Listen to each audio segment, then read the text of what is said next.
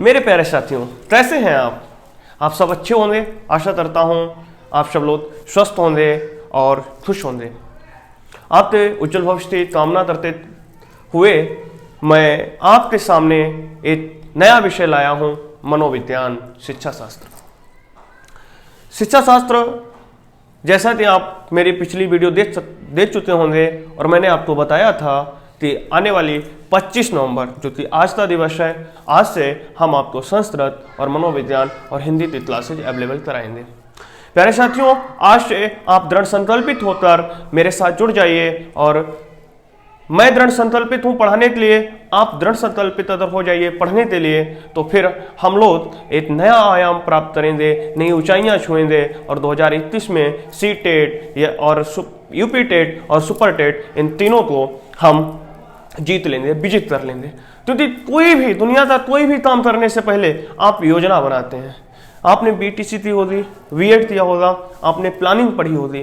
Planning का मतलब यही होता है किसी कार्य को करने से पहले उसकी नियमबद्ध तरीके से योजना बनाना, एक ऐसी योजना बनाना। क्योंकि हम अक्सर क्या होता है, काम तो करते हैं लेकिन सही दिशा में काम ना करते हम लोग असफलता तो पा जाते हैं।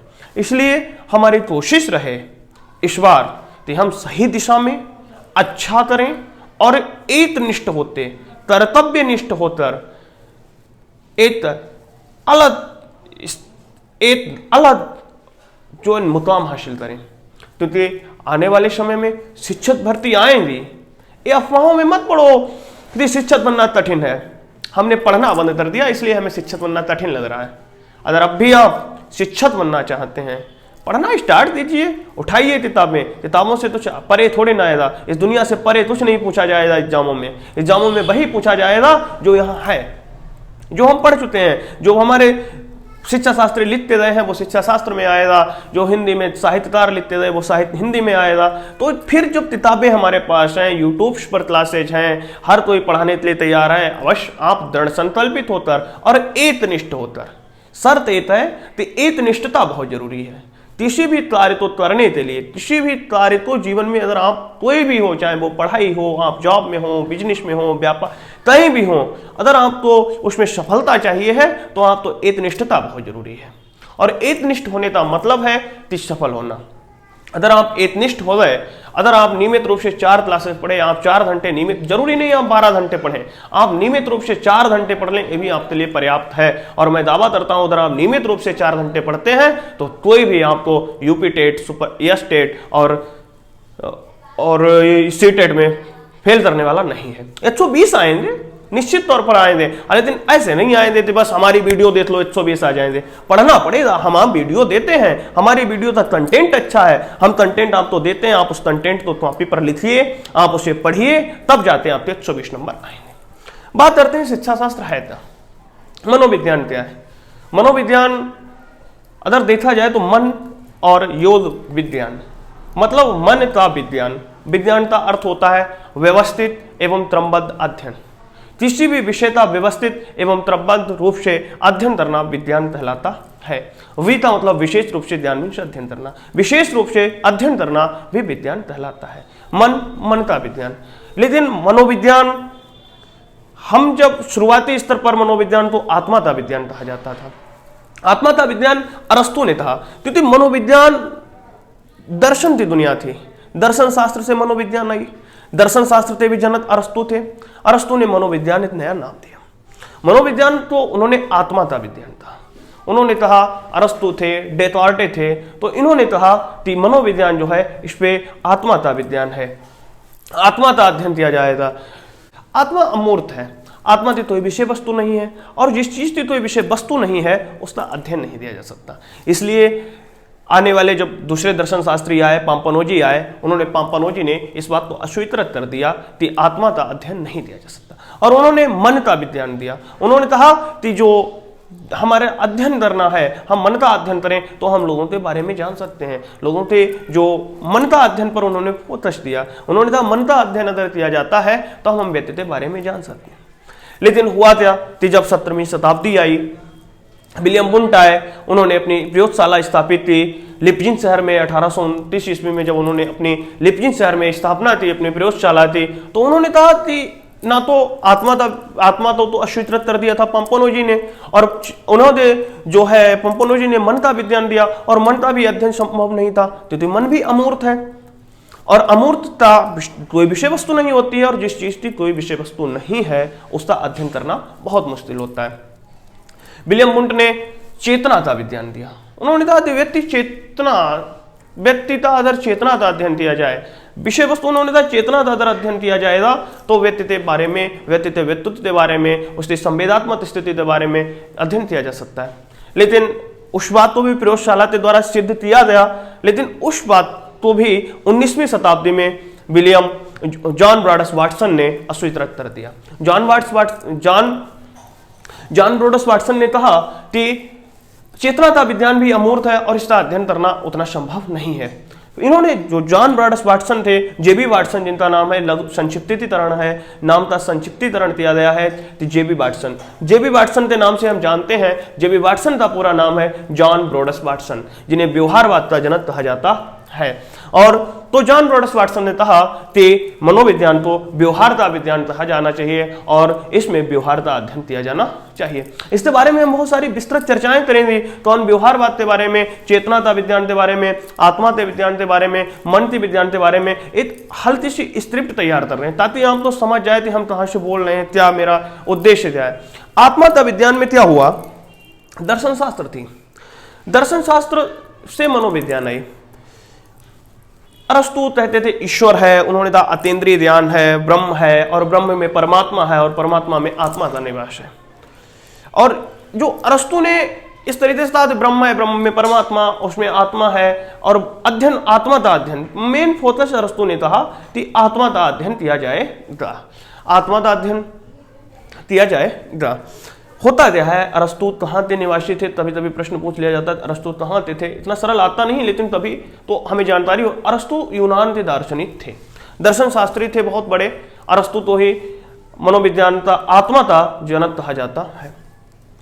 बात आती है, अब हम इस टेबल पर चलते हैं, आत्मा का जनक कौन है। तो आत्मा का जनक है अरस्तु। आत्मा का जनक कौन है, अरस्तु। आत्मा का जनक अरस्तु तो कहा जाता है। आत्मा, मनोविज्ञान तो आत्मा तब कहा गया तो 342 ईसा पूर्व से 1600 ईस्वी तक आत्मा, मनोविज्ञान को आत्मा का विज्ञान कहा गया। उसके बाद आती है मस्तिष्क। जब 16वीं शताब्दी 17वीं शताब्दी में मस्तिष्क, पंपोनोजी ने आत्मा के विज्ञान को नकार दिया, उन्होंने अस्वीकरण कर दिया कि हम आत्मा के विज्ञान को नहीं मानते हैं, और उन्होंने आत्मा के विज्ञान के स्थान पर मस्तिष्क या मन के विज्ञान को बढ़ावा दिया। उन्होंने कहा कि मनोविज्ञान मन का विज्ञान है। पंपोनोजी ने कहा कि व्यक्ति के मन का अध्ययन करना चाहिए, और इसके लिए उन्होंने बहुत सारे तर्क दिए। हम सारी अब तो पूरी विस्तृत व्याख्या, पूरा एक एक चीज का स्क्रिप्ट इसमें क्या दिया वो सब आगे बताने वाले हैं। मन का विज्ञान में क्या हुआ, 16वीं ईस्वी से 17वीं ईस्वी से 18वीं ईस्वी तक ये चला, 1600 ईस्वी से 1700 ईस्वी तक ये चला। चेतना फिर 1700 ईस्वी में, जो हमारे 1800 ईस्वी में विलियम वुंट ने इसे अस्वीकृत कर दिया और इसका नाम कर दिया चेतना का विज्ञान। चेतना का विज्ञान कर दिया विलियम वुंट ने, क्या कहा, चेतना का विज्ञान। तो अब चेतना के विज्ञान का जनक कौन था, तो विलियम वुंट, विलियम वुंट। फिर आती है बात व्यवहार। लेकिन क्या हुआ कि 1900 के बाद, जब 1904 में जॉन ब्रॉडस वाटसन ने इसे अस्वीकृत कर दिया और इसे बोला व्यवहार का विज्ञान। तो इसने बोला तो व्यवहार के विज्ञान का ये क्वेश्चन आ जाता है, तो व्यवहार के विज्ञान का जनक किसे कहा जाता है, तो जॉन ब्रॉडस वाटसन को व्यवहार का जनक कहा जाता है। और 1900 से लेकर आज तक मनोविज्ञान को व्यवहार का विज्ञान कहा जाता है। तो मेरे प्यारे साथियों, ये देख रहे होंगे आप कि मनोविज्ञान तक कहां से जन्म हुआ। मनोविज्ञान तो सबसे पहले क्या कहा जाता, मनोविज्ञान तो सबसे पहले आत्मा कहा गया, उसके बाद चेतना कहा गया, वो सबसे पहले आत्मा कहा गया, उसके बाद मन या मस्तिष्क का विज्ञान कहा गया, उसके बाद चेतना का विज्ञान कहा गया, और वर्तमान में व्यवहार का विज्ञान कहा जाता है। आत्मा का जनक कौन है? तो आत्मा के जनक अरस्तु हैं। मन या मस्तिष्क का जनक कौन है? तो पाम्पानोजी हैं। और चेतना का जनक कौन है? तो विलियम वुंट को चेतना का जनक कहा जाता है। और व्यवहारवाद का जनक जॉन रॉडस वाटसन, जेबी वाटसन तो कहा जाता है। जॉन रॉडस वाटसन का संक्षिप्तीकरण नाम का है वो जेबी वाटसन है। हम सब लोग जेबी वाटसन तो जानते हैं, उन्हें व्यवहारवाद का जनक। एक मुख्य चीज से 4 चीजों के नाम तो हमें आने चाहिए। मनोविज्ञान तो सबसे पहले क्या कहा जाता था? किस शाखा से आई है? तो मनोविज्ञान दर्शन शास्त्र से आई है। हम इसमें क्या करते हैं? तो वर्तमान में हम लोगों के व्यवहार का सुव्यवस्थित एवं क्रमबद्ध रूप से अध्ययन करते हैं। व्यवहारवाद का विज्ञान इस समय लागू है, लेकिन सबसे पहले कौन सा था? तो सबसे पहले आत्मा का था, फिर मन या मस्तिष्क का आया, उसके बाद चेतना का, और उसके बाद आता है हमारा व्यवहार का विज्ञान। तो चलिए हम बात करते हैं सबसे पहले आत्मा का विज्ञान क्या है। तो हम बात करते हैं आत्मा का विज्ञान क्या है। हम जानते हैं, पहले हमने बताया कि आत्मा का विज्ञान का जनक किसे कहा जाता है? तो अरस्तु को कहा जाता है। इस 342 ईसा पूर्व से 1600 ईस्वी तक का जो युद्ध रहा उसे आत्मा ते विज्ञान का युद्ध कहा गया। आत्मा ते विज्ञान का युद्ध कहा गया। अरस्तु कहते हैं कि ज्ञान का प्रमुख केंद्र आत्मा है। अरस्तु ने जो मेन फोकस दिया, उन्होंने जो मनोविज्ञान पर एक पॉइंट दिया कि जो ज्ञान का केंद्र है वो आत्मा है। डेकार्टे का कथन था कि खून ही आत्मा है। खून क्या है? वो आत्मा है, और आत्मा ही खून है। आत्मा ही खून है, मतलब खून ही आत्मा है, खून ही आत्मा है, और आत्मा ही खून है। ये कथन बार बार पूछ दिया जाता है कि खून ही आत्मा है, आत्मा ही खून है, किसका कथन है? तो हमें ध्यान देने की बात है कि डेकार्टे ने इसे खून ही आत्मा है, आत्मा ही खून कहा था। और डेकार्टे किससे संबंधित हैं? तो डेकार्टे आत्मा के विज्ञान से संबंधित है। किससे संबंधित है? आत्मा के विज्ञान से संबंधित है। अरस्तु ने ज्ञान का प्रमुख केंद्र किसे माना? तो प्रमुख केंद्र अरस्तु ने आत्मा को ज्ञान का प्रमुख केंद्र माना। सबसे इंपॉर्टेंट बात आते आ रही है कि साइकोलॉजी शब्द साइकोलॉजी शब्द सबसे पहले साइकोलॉजिया नामक पुस्तक में प्रयोग हुआ था। प्रश्न आता है कि साइकोलॉजी शब्द कब प्रयोग हुआ था? तो हम जानते हैं कि साइकोलॉजी शब्द का प्रयोग सबसे पहले 1590 ईस्वी में साइकोलॉजिया पुस्तक में हुआ था। किस पुस्तक में हुआ था? साइकोलॉजिया पुस्तक में हुआ था। और कौन सी सन में हुआ था? तो 1590 ईस्वी में साइकोलॉजिया नामक पुस्तक में हुआ था। अब सवाल उठता है साइकोलॉजिया के राइटर कौन थे, कौन लेखक था? तो आत्मा के विज्ञान से संबंधित, क्योंकि हमें पता है 342 ईस्वी पूर्व से लेकर 1600 ईस्वी तक का युद्ध जो था वो आत्मा का विज्ञान था। और आत्मा के विज्ञान में कौन कौन हो सकता है? तो या तो अरस्तु हो सकते हैं, या रुडोल्फ द्वैतिल हो सकते हैं, या डेकार्टे हो सकते हैं। तो हमें पहले तो ऑप्शन देखना है। अगर ऑप्शन में चारों नाम है, अगर चारों नाम है तब तो हमें देखना है तो मेन किसने ली थी? और हम जानते हैं कि डेकार्टे ने ली थी। किसने ली थी? डेकार्टे ने ली थी। अगर वाटसन दे दिए, या विलियम वुंट दे दिए, या मैकडूगल दे दिए, और फिर डेकार्टे दे दिए, तो हमें सीधे पता है कि सन 342 ईसा पूर्व से लेकर 1600 ईस्वी तक आत्मा का विज्ञान रहा। तो हम आत्मा के विज्ञान वाले जो हमारे शिक्षा शास्त्री हैं उन्हें ढूंढेंगे और ऑप्शन सही करते आएंगे। इस तरीके से भी कर सकते हैं, और वैसे याद भी रख सकते हैं कि 1590 में साइकोलॉजिया पुस्तक लिखी गई, जिसके लेखक थे हमारे रुडोल्फ, महान शिक्षा शास्त्री रुडोल्फ थे। और रुडोल्फ ने ही पहली बार साइकोलॉजी शब्द का प्रयोग अपनी पुस्तक साइकोलॉजिया में 1590 ईस्वी में किया था। अरस्तु ने मानव की 5 ज्ञानेंद्रियां हैं। हम जानते हैं मानव की 5 ज्ञानेंद्रियां हैं। अरस्तु ने 5 ज्ञानेंद्रियों को बताया: आंख, नाक, कान, जीव, त्वचा। आंख, नाक, कान, जीव, त्वचा। इस स्वतंत्र रूप से ज्ञान उपलब्ध कराती हैं किसको? आंख से हम देखते हैं। अरस्तु ने कहा आंख से हम देखते हैं, नाक है, कान है, जीव है, त्वचा है। इन सब का जो मेन उद्देश्य होता है, ये आत्मा तो क्या है? ज्ञान उपलब्ध कराती है। शरीर का जो प्रमुख स्थान माना है, अरस्तु ने जो शरीर का सबसे प्रमुख स्थान माना था वो आत्मा ही मानी थी। इसलिए अरस्तु ने मनोविज्ञान तो आत्मा का विज्ञान कहा। और उन्होंने कहा कि मानव को अगर समझना है तो उसकी आत्मा का अध्ययन करना चाहिए। तो इसलिए अब हम पूरी तरह से अस्वस्थ हैं कि आप समझ चुके होंगे कि अरस्तु ने आत्मा का विज्ञान क्यों कहा। फिर बात करते हैं आप लोगों को तो ध्यान देना है, यहां पर हमने दो नाम बढ़ा दिए हैं, एक तो प्लेटो और डेरिट। आत्महत्या विज्ञान में प्लेटो का भी बहुत, जो महान शिक्षा शास्त्री प्लेटो हुए हैं उनका भी बड़ा योगदान था, उन्होंने भी इसे आत्महत्या विज्ञान माना था। डेरिट ने, अब साइकोलॉजी तभी तभी पूछ लेता है कि साइकोलॉजी शब्द में साइती शब्द का आत्मा अर्थ किसने उपयोग किया, मतलब साइती थे दो शब्द, एक तो मन का विज्ञान माना है पाम्पनोजी ने, और यहीं पर जो साइती जो डेरिट ने माना है, डेरिट ने इसे आत्मा माना है। डेरिट ने क्या माना है, डेरिट के अनुसार साइती शब्द का अर्थ पूछा जाता है तब हमें आत्मा लगाना है, और अगर पाम्पनोजी के अनुसार पूछा जाए, किसके अनुसार पूछा जाए, पाम्पनोजी के अनुसार पूछा जाए तो हमें लगाना है मन या मस्तिष्क। अगर हमसे पूछ लिया जाता है तो पाम्पनोजी के अनुसार साइती शब्द का क्या अर्थ है, तब हमें लगाना है मन या मस्तिष्क, क्योंकि हम जानते भी हैं, तो अभी हमने पीछे बताया है आपको कि मन का या मस्तिष्क का विज्ञान का जनक किसे कहा जाता है, तो मन या मस्तिष्क के विज्ञान का जनक पाम्पनोजी तो कहा जाता है। जबकि अगर पूछा जाए कि डेरिट के अनुसार साइती शब्द का क्या अर्थ है, तो साइती शब्द डेरिट के अनुसार होता है आत्मा।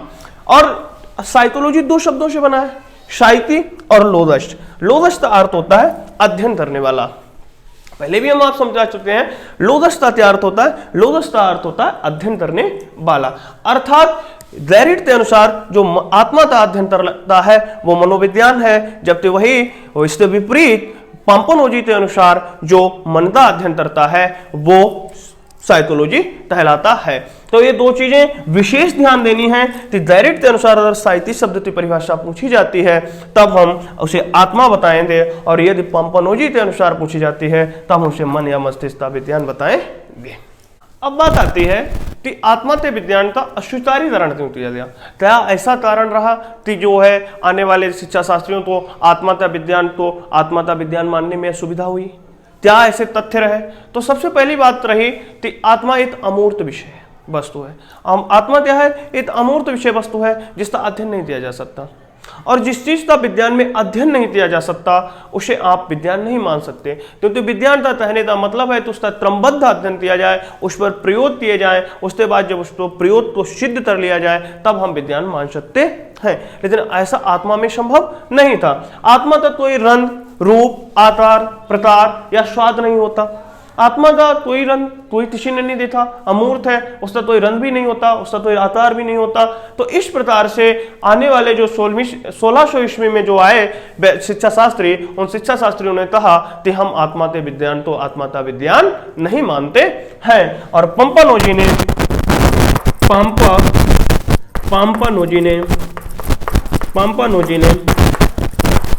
मन का विज्ञान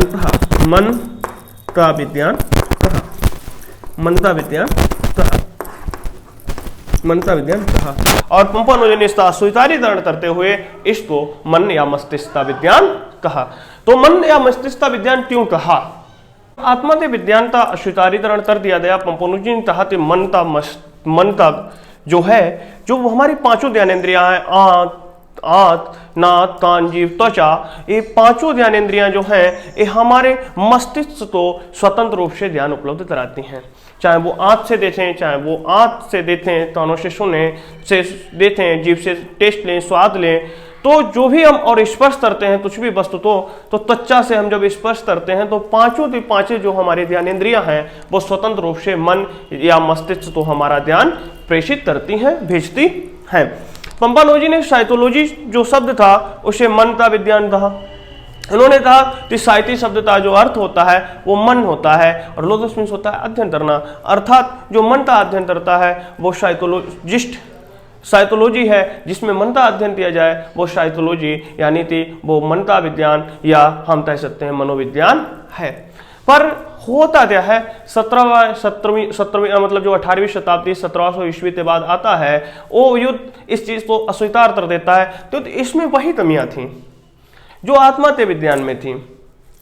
शिक्षा शास्त्री आते हैं क्योंकि ना तो आत्मा अमूर्त है, मन भी अमूर्त है, ना तो आत्मा तत्व ही रंग रूप आकार प्रकार है और ना ही तो मनता रंग रूप आकार प्रकार है। तो इस तरीके से देखा जाए तो आत्मा और मन दोनों का अस्वीकारीकरण कर दिया जाता है शस्त्र में। और उसके बाद आते हैं विलियम वुंड, और विलियम वुंड क्या कहते हैं, विलियम वुंड एक प्रयोगशाला स्थापित करते हैं लिप्जिग शहर में, और जो उनकी प्रथम प्रयोगशाला है, मनोविज्ञान की प्रथम प्रयोगशाला कहलाती है, वो स्थापित करते हैं और वो इसको एक नया नाम देते हैं, और वो नाम क्या होता है, चेतना का विज्ञान। वो इसमें कहते हैं कि चेतना जो है, चेतना जो हमारी ज्ञानेंद्रियां होती हैं चेतना धरती हैं, तो इस पर जो फोकस दिया है वो किसने दिया, विलियम वुंड ने इस पर फोकस दिया। वुंड जब आते हैं तो विलियम वुंड कहते हैं, विलियम वुंड, विलियम वुंड 5 चीजें, ए हमारी 5 ज्ञानेंद्रियां हैं। विलियम वुंड की 5 ज्ञानेंद्रियां हैं हमारी, आंख लिख लेते हैं, आंख, नाक, कान, जीव और त्वचा, जीव त्वचा। विलियम वुंड जो कहते हैं वो कहते हैं कि हमारी जो 5 ज्ञानेंद्रियां हैं ये क्या करती हैं, संवेदना करती हैं, मतलब उनके अंदर चेतना होती है। तो ये क्या करती हैं, ये हमारी जो है मुख्य रूप से क्या करती हैं, संवेदना करती हैं। क्या हुआ इन्हें, क्योंकि और है भी, जब हम कोई चीज देखते हैं तो हम संवेदनशील होते हैं ना, किसी चीज को सुनते हैं तब संवेदनशील होते हैं। तो क्या होता है, मानसिक पीढ़ी का जो प्रारंभिक ज्ञान है वो क्या होता है, इन्होंने कहा संवेदना जो है, संवेदना जो है वो मानसिक पीढ़ी का प्रथम ज्ञान है।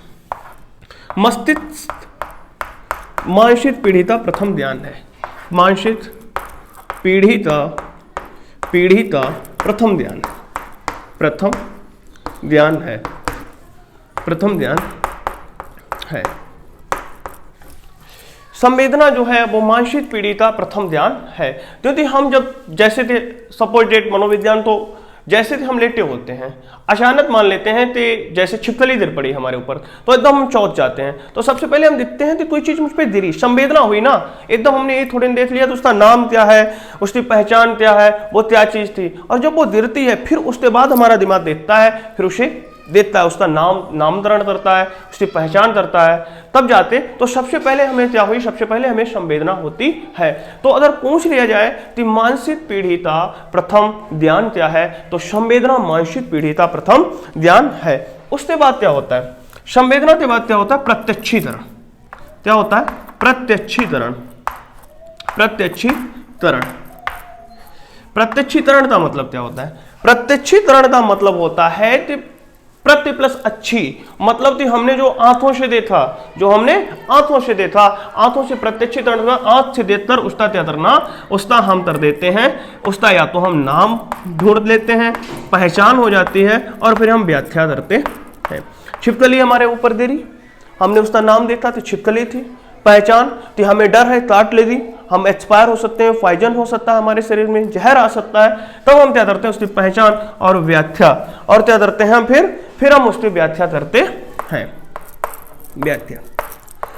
तो अब हम चलते हैं नए स्टेप के साथ, समझते रहे ना, चेतना कैसे, कहां से चेतना, संवेदना क्या है। तो हमने क्या किया, प्रक्रिया क्या हुई कि जो आंख थी, नाक, कान, जीभ, त्वचा, ये हमारी 5 ज्ञानेंद्रियां हैं। इन 5 ज्ञानेंद्रियों से हम क्या करते हैं, हमें संवेदना होती है, और संवेदना के द्वारा हम क्या करते हैं, प्रत्यक्षीकरण करते हैं। और प्रत्यक्षीकरण के बाद क्या होता है, प्रत्यक्षीकरण के बाद हमारे अंदर आती है सूझ। क्या जागृत होती है, प्रत्यक्षीकरण के बाद हमारे अंदर आती है सूझ। जब हम कोई चीज प्रत्यक्षीकरण, उसका नाम देते हैं, उसकी पहचान कर लेते हैं, तब हमारे अंदर आती है सूझ। तो ये बुद्धि जागृत होती है, अरे इससे तो भगाना चाहिए, इसे फेंकना चाहिए, उससे दूर रहना चाहिए, नहीं तो ये हमें काट लेगी, हम पॉइजन युक्त हो जाएंगे। और सूझ के बाद हम जब सूझ हो जाती है तब करते हैं समस्या का समाधान। समस्या समाधान, समस्या समाधान में क्या करते हैं, हम छिपकली अपने ऊपर से फेंक देते हैं। छिपकली क्या करते हैं, हम अपने ऊपर से फेंक देते हैं। तो मतलब मानसिक स्थिति का जो इन्होंने कहा कि जो चेतना का विज्ञान है वो मानसिक स्थिति का आंतरिक ज्ञान है। कैसा है, चेतना का जो ज्ञान है वो मानसिक स्थिति का आंतरिक ज्ञान है। मानसिक स्थिति का आंतरिक रूप क्या है, वो चेतना है। तो चेतना क्या है, तो चेतना तो इन्होंने कहा मानसिक स्थिति का आंतरिक रूप, मानसिक स्थिति का आंतरिक रूप, आंतरिक रूप, मानसिक स्थिति का आंतरिक रूप। इन्होंने कहा कि ज्ञानेंद्रियों द्वारा जो प्रथम ध्यान होता है वो संवेदना कहलाती है। हम जान गए कि ज्ञानेंद्रियों के द्वारा जो प्रथम ध्यान होता है वो संवेदना कहलाती है। संवेदना के बाद प्रत्यक्षीकरण होता है, प्रत्यक्षीकरण के बाद सूझ होती है और सूझ के बाद समस्या समाधान होती है। हम समस्या समाधान कैसे करते हैं? तो हम समस्या समाधान सबसे पहले हम संवेदनशील होते हैं, फिर उसका प्रत्यक्षीकरण करते हैं, उसका नाम देते हैं, उसकी पहचान देते हैं, फिर उसकी व्याख्या सोचते हैं कहाँ से क्या आया, कैसे आया, फिर हम उसकी सूझ करते हैं और सूझ करने के बाद हम फिर समस्या समाधान करते हैं। तो अब आपको लग रहा होगा कि पूरा सही है। चेतना का विज्ञान आपके समझ में आया। चेतना का विज्ञान क्या है? तो चेतना का विज्ञान है मानसिक स्थिति का आंतरिक रूप। जो हमारे मस्तिष्क की अंदर की स्थिति होती है उसे हम चेतना कहते हैं। और हम जब चेतन हो जाते हैं तभी तो हम सीखते हैं ना, यही तो है। तो जब हम चेतन हो जाते हैं तभी तो हम सीखते हैं। 1889 ईस्वी में, सॉरी शायद मैं डेट ईस्वी था शायद 1789 ईस्वी में इन्होंने जर्मनी शहर में 1879 1879 ईस्वी में इन्होंने अपनी प्रथम प्रयोगशाला स्थापित की। 1879 ईस्वी में मनोविज्ञान की प्रथम प्रयोगशाला स्थापित की गई। मनोविज्ञान की प्रथम प्रयोगशाला स्थापित की गई 1879। हाँ, 1879 ईस्वी में मनोविज्ञान की प्रथम प्रयोगशाला स्थापित की गई और किस शहर में स्थापित की गई? तो ये प्रथम प्रयोगशाला स्थापित की गई लिप्जिन शहर में, लिप्जिन शहर में।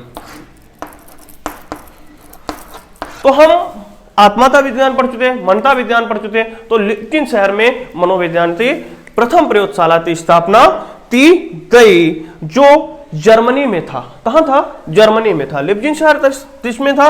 तो ये जर्मनी देश से लिप्जिन नगर में इसकी स्थापना की गई। और जर्मनी कहाँ था? तो जो वर्तमान में कार्ल मार्क्स विश्वविद्यालय है उसका पहले का नाम लिप्जिन विश्वविद्यालय था। उसका जो वर्तमान में कार्ल मार्क्स विश्वविद्यालय है, जर्मनी में जो कार्ल मार्क्स विश्वविद्यालय है उसका पुराना नाम क्या था? उसका जो पुराना नाम था वो था लिप्जिन विश्वविद्यालय। लिप्जिन विश्वविद्यालय, लिप्जिन विश्वविद्यालय। तो कार्ल मार्क्स विश्वविद्यालय का जो पुराना नाम था विश्वविद्यालय वो लिप्जिन विश्वविद्यालय था। और लिप्जिन विश्वविद्यालय में ही जो है विलियम वुंट साहब ने, जो मेरे महान शिक्षा शास्त्री थे जिन्होंने चेतना के विज्ञान का जनक कहा जाता है, और उन्होंने बताया कि चेतना मनुष्य की मानसिक स्थिति का आंतरिक रूप है। उन्होंने कहा कि जो हमारी 5 ज्ञानेंद्रियां होती हैं वो सबसे पहले संवेदना करती हैं, उसके बाद वो प्रत्यक्षीकरण करती हैं, उसके बाद उनके अंदर समझ आती है और समझ के बाद हम समझ या सूझ उत्पन्न होती है और समझ या सूझ उत्पन्न होने के बाद ही हम किसी समस्या का समाधान करते हैं। विलियम वुंट जी ने जो उनके प्रयास थे 1879 में जब उन्हें लिप्जिन विश्वविद्यालय में अपने अंतर्दर्शन विधि पर आधारित प्रयोगशाला स्थापित की, प्रयोग किए, तो उसके आधार पर क्या हुआ? तो उन्होंने जो मनोविज्ञान का जो स्वरूप था उसे वैज्ञानिक स्वरूप प्रदान कर दिया। तो सबसे पहले अगर पूछ लिया जाए, हमारे सिलेबस अगर आ जाए तभी आयोग पूछ लेता है कि मनोविज्ञान तो जो वैज्ञानिक रूप, जो विज्ञान का रूप देने वाला कौन था? तो मनोविज्ञान तो विज्ञान का रूप देने वाला जो शिक्षा शास्त्री थे हमारे आदरणीय जो शिक्षा शास्त्री थे उनका नाम था विलियम वुंट। विलियम वुंट को आधुनिक मनोविज्ञान का जनक भी कहा जाता है, अंतर्दर्शन विधि का जनक भी कहा जाता है। मनोविज्ञान के रूप तो विलियम वुंट ने क्या बनाया? प्रयोगात्मक बनाया, जैसा कि हम बता चुके हैं। 1880 ईस्वी में जब 1879 में प्रयोग हुए विज्ञान पर तो प्रयोग होने के कारण 1800 ईस्वी में मनोविज्ञान तो स्वतंत्र रूप से एक विषय का दर्जा, स्वतंत्र विज्ञान का दर्जा प्राप्त हुआ। अंतर्दर्शन विधि का जनक विलियम वुंट तो कहा जाता है। 1879 ईस्वी में लिप्जिन, ये बहुत इंपॉर्टेंट है, पूछ लिया जाता है इसलिए बार बार हम इसमें फोकस दे रहे हैं। तो 1879 ईस्वी में लिप्जिन शहर में मनोविज्ञान की प्रथम प्रयोगशाला किसने बनाई? तो मनोविज्ञान की प्रथम प्रयोगशाला विलियम वुंट ने बनाई। विलियम वुंट ने स्थापित थी और इस पर आधारित थी। तो ये अंतर्दर्शन विधि पर आधारित थी। ये कहाँ हुई थी? तो ये लिप्जिंग शहर में हुई थी और किस सन में हुई थी? 1879 में हुई थी। और इसे किसने दिया था? तो शिक्षा शास्त्री हमारे विलियम वुंट थे, विलियम वुंट ने किया था। चलिए आगे चलते हैं। फिर क्या हुआ, क्या कारण रहे कि जो चेतनता विज्ञान था जिसमें प्रयोग भी हुए, उसे प्रयोग एक स्वतंत्र विज्ञान का दर्जा भी मिल गया, उसके बाद भी ऐसे क्या कारण रहे तो जो मनोविज्ञान को चेतनता विज्ञान ना मानकर व्यवहारता विज्ञान कहा गया? उसका कारण, सबसे प्रमुख कारण यह था कि यह जो थी वो केवल चेतना भाग को प्रदर्शित करती थी, मानव के पूरे भाग को प्रदर्शित ना करते, सिर्फ मानसिक स्थिति को ही प्रदर्शित करते थे। लेकिन मनोविज्ञान का प्रमुख उद्देश्य ये था कि मानव के संपूर्ण जो समग्र विकास है उसका ध्यान दिया जाए, समग्र विकास का अध्ययन किया जाए, उसमें मानसिक अध्ययन हो, उसमें शारीरिक अध्ययन हो, उसमें सांवेदिक अध्ययन हो। जिस प्रकार से मानव का पूरा अध्ययन हो, उसके व्यक्तित्व का अध्ययन किया जा सकते, उसकी आदतों का अध्ययन किया जा सकते। लेकिन जो चेतना का विज्ञान था उसमें ये सब संभव नहीं था।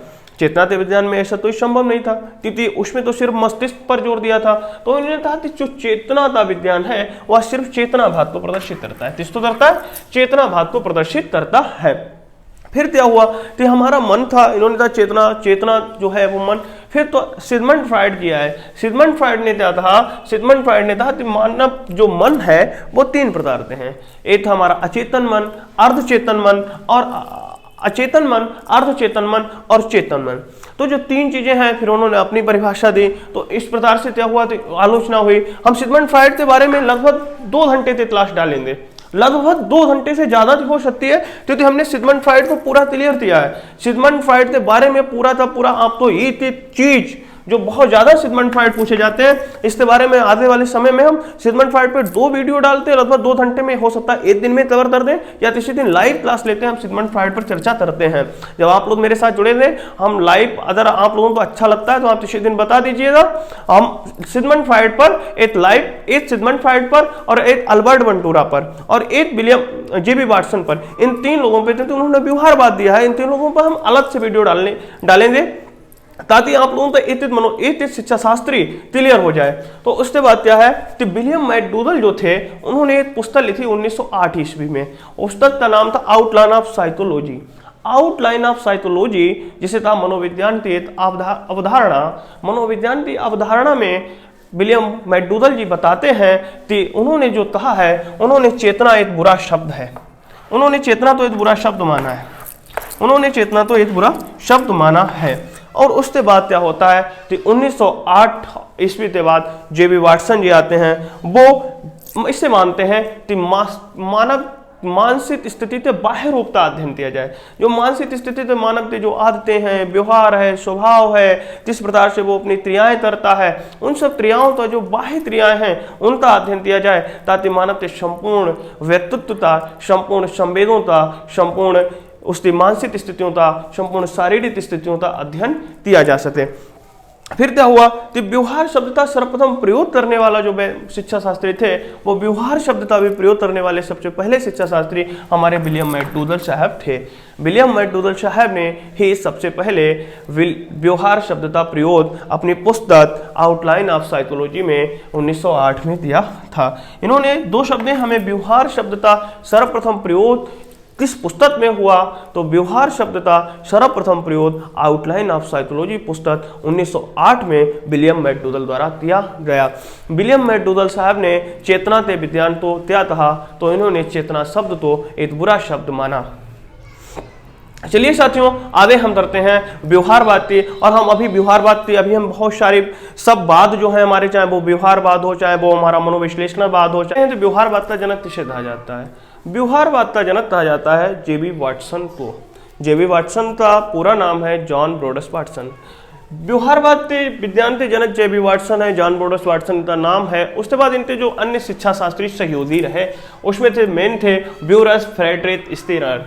ब्यूरस फ्रेडरिक स्टीनर जिनका संक्षिप्तीकरण में नाम है वीएफ स्टीनर। आप सब लोगों ने सुना होगा, आपके बीएड सिलेबस में, वीटीसी सिलेबस में ये नाम बहुत बार आता है। और उसके बाद आते Ivan Petrovich Pavlov. Ivan Petrovich Pavlov, जिन्हें हम ईपी पावलोव बोलते हैं, इनका हम शॉर्ट नाम बोल देते हैं ईपी पावलोव। और क्लार्क एडवर्ड हल, जिनका शॉर्ट नाम है सीएल हल। और हमारे विलियम मैकडूगल।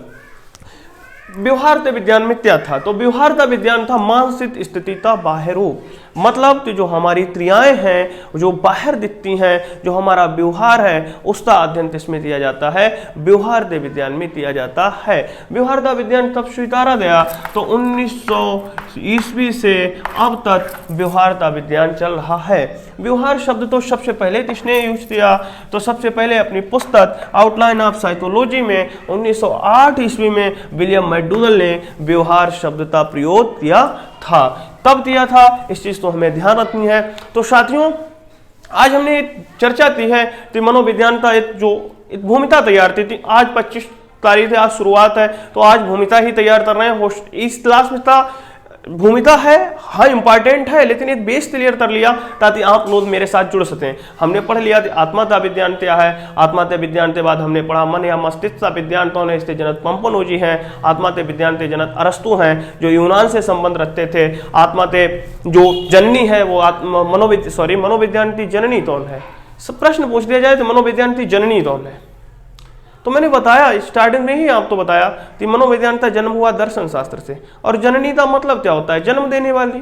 तो किसने जन्म दिया मनोविज्ञान? तो दर्शन शास्त्र ने जन्म दिया। तो मनोविज्ञान के जो जननी है, मनोविज्ञान की जो माँ है, वो दर्शन शास्त्र है। मनोविज्ञान का जनक कौन है? तो मनोविज्ञान का जनक है हमारे अरस्तु साहब। उसके बाद आते आत्मा के विज्ञान के जनक कौन है? तो आत्मा के विज्ञान के जनक अरस्तु हैं। और उनमें सम्मिलित कौन थे? तो उनमें सम्मिलित थे डेकार्टे, प्लेटो, रुडोल्फ ग्लाइटिल। उसके बाद बात करते हैं मन या मस्तिष्क के विज्ञान की। तो मन या मस्तिष्क के विज्ञान के जनक थे पंपनोजी, रिचर्ड चेरी थे। उसके बाद आती है चेतना के विज्ञान में विलियम वुंड साहब थे, विलियम वुंड साहब हैं। और उसके बाद उसमें उनके सहयोगी थे थॉर्नडाइक हैं और जॉन ड्यूबी हैं। और उसके बाद जॉन ड्यूबी भी उनके सहयोगी रहे। उसके बाद उन्होंने 1879 में लिपजिन, जर्मनी के लिपजिन शहर में लिपजिन विश्वविद्यालय, जो वर्तमान में कार्ल मार्क्स विश्वविद्यालय है, उसमें 1879 अंतर्दशविद पर आधारित प्रथम प्रयोगशाला स्थापित थी। एक क्वेश्चन बहुत इंपॉर्टेंट है, मनोविज्ञान की प्रथम प्रयोगशाला जिसने स्थापित थी। उसके बाद चेतना के विज्ञान तो अस्वीकारीकरण कर दिया गया। उसके बाद आता है व्यवहार्य विज्ञान। और व्यवहार्य विज्ञान के व्यवहारवाद के जनक किसे कहा जाता है? तो व्यवहारवाद का जनक कहा जाता है जेबी वाटसन था। मेरे साथियों, अगर आपको मेरी कोशिश अच्छी लगी हो, आपको मेरी वीडियो अच्छी लगी हो, तो आप अपने अन्य साथियों तक शेयर करें और उन सभी साथियों तक पहुंचाएं जो बड़े बड़े इंस्टीट्यूट्स में नहीं पढ़ पाते हैं, नहीं जा पाते हैं। क्योंकि आज का युग है, डिजिटल युग है, हम फोन पर पढ़ सकते हैं। क्योंकि मैथ्स तो चलो फोन पे संभव नहीं है। मैथ का ऐसा है कि जब तक आई टू आई कॉन्टेक्ट नहीं होता, हम कुछ चीजें पूछनी होती हैं। वैसे भी अगर आप तक कोई भी डाउट अगर एक भी हो तो आप तुरंत मेरे कमेंट बॉक्स पर लिख दीजिएगा। हम आप तक तुरंत जहां तक संभव होता तुरंत, वरना उससे कुछ समय बाद आपको उत्तर जरूर दूंगा। मेरे साथियों, अगर मेरी कोशिश अच्छी लग रही हो तो मेरे स्टडी प्लेस चैनल को सब्सक्राइब कीजिए, शेयर कीजिए, कमेंट कीजिए, लाइक कीजिए। जय हिंद।